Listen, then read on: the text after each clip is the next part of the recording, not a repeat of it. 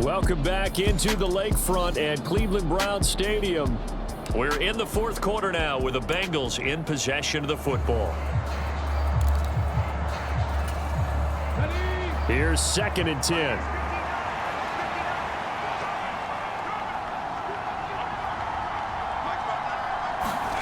From the midfield stripe, they'll look to throw. A quick throw knocked away. It's incomplete.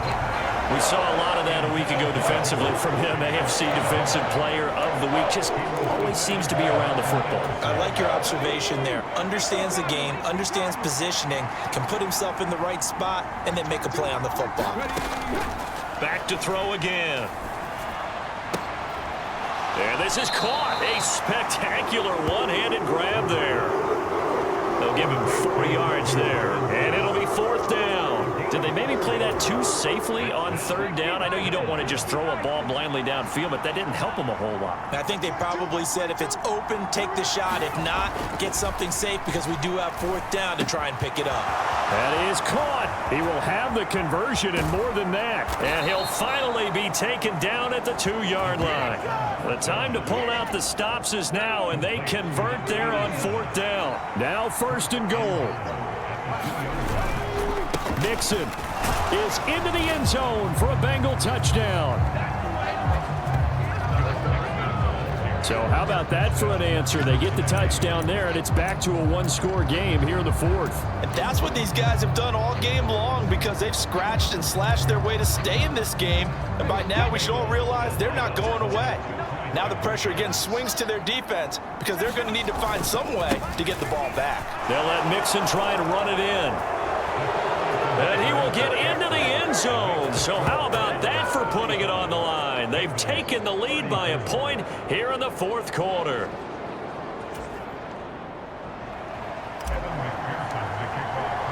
After the touchdown, McPherson on to kick this one away.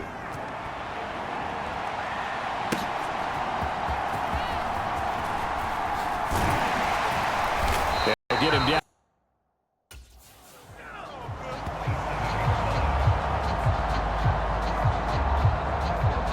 Cleveland offense making their way out. And with that last touchdown, I mean, we're set up for a good finish here. Some things to consider, Charles. Obviously, it's a very close game. You're in the 4th quarter. Defensively, they've got all 3 timeouts in their back pocket. So the chess match really ramps up, doesn't it? Because in these situations, what do? Do you run the ball and kill the clock here? Or do you try and bury them with another score? And how about defensively? Do you use your timeouts at earliest opportunity? Or wait till you hit the 2-minute warning? So there's a lot going into this one. Let's see how each side goes about their strategy.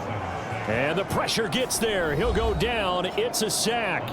And it is going to bring us to the 2-minute warning. So the Browns in possession of the football here as we get you reset. Now this is a big 3rd down, and you'd have to think we'd see a timeout right away if they can't stop him here. Now a handoff up the middle. It's Shelton.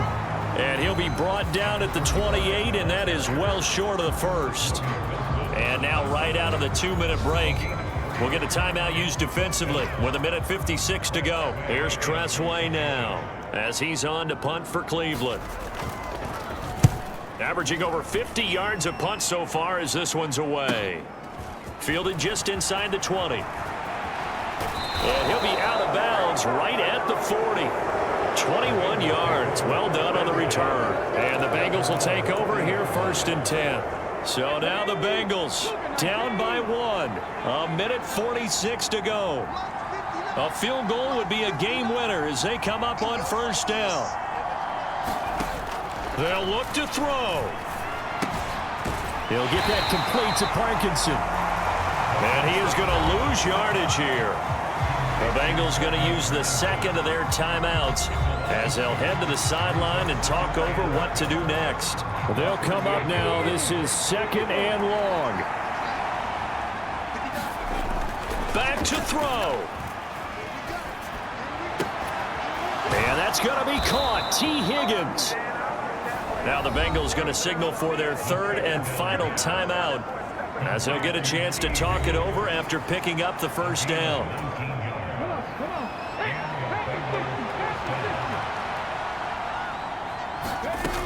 He'll look look to throw.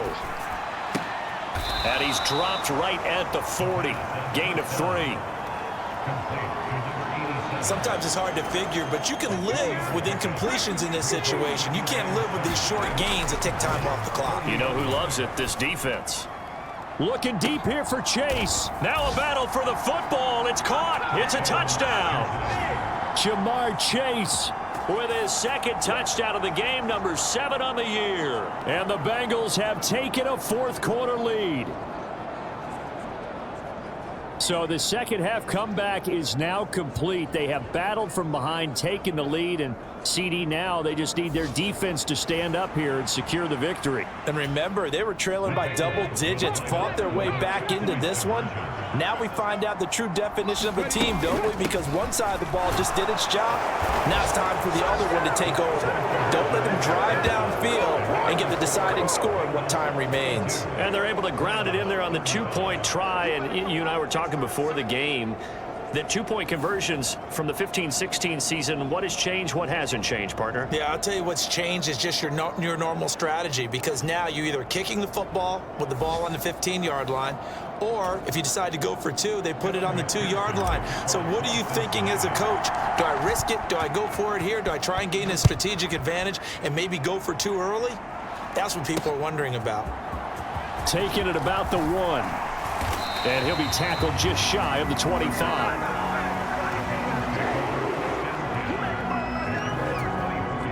This is 1st and 10. Now Watson. Got his man complete over the middle. It's Shelton. Here's 2nd down. Here's Watson. And he can't get a throw off. He's taken down. What a huge play at this point in the game. This definitely 4-down territory at this point, but a critical 3rd down here. They'll try the left side. Shelton. And he'll be brought down at the 28, and that is well short of the first. Now the Browns signal for the second of their timeouts, as they'll stop it with a little over 30 ticks to go in the football game. Desperation time. Watson on 4th down. Oh, and that's going to sabotage their comeback plans. It is intercepted. Picked off by Jordan Battle.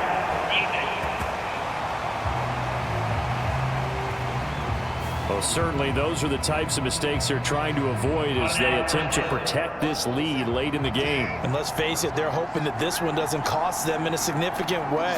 Yeah, one guy committed a penalty, but now the entire defense has to pay the price and try and rise up and overcome it. This defense hasn't had the best showing in this game, but a critical knockdown there. If they can hang on, I guess the end will kind of justify the means. Certainly, and just think of it this way. It may not be the quantity of the plays that they've had, because those haven't been great, but they get a few more quality ones like that. That could finish things off for them. And they'll get him down as he's inside the 40. The Browns will quickly use their 3rd and final timeout, as they'll stop it with 17 seconds to go in the game. Well, this offense cannot stop the clock now. No timeouts remaining as they come up here 1st down. And oh, that one nearly intercepted. That would have sealed it. Instead, it'll be 2nd down. That would have been a tough catch, but in this 2-minute drill, those are the ones you really hope your guys come up with. Yeah, you don't want your guy to be able to take the out because it was a tough catch. You needed him to come up with that one, because if he does, it alters the perspective of this 2-minute drill, doesn't it? And he's got another 1st down as the tackle's going to be made at the Bengals' 12-yard line. What a thrilling 4th quarter this one was. Well, at least I guess if you're cheering for the winning side, an outstanding comeback, though, that saw them completely take control and change the outcome of this game. Yeah, I'm not sure how many of us saw that coming, the way that they were playing and having the lead after 3 quarters. A little bit of a stunning ending, because it wasn't just a 1-touchdown swing. It was a multiple touchdown swing for them to end up losing that ball game. Give credit where credit is due. They came off the pace and got it done. So for the Bengals, their good start continues as they get their record up to 4-2. And they'll have another road date next week with the Miami Dolphins. Meanwhile, for the Browns, they fall a game under the 500 mark at 3-4 through 7 games. And they'll get a chance to redeem themselves at home next week.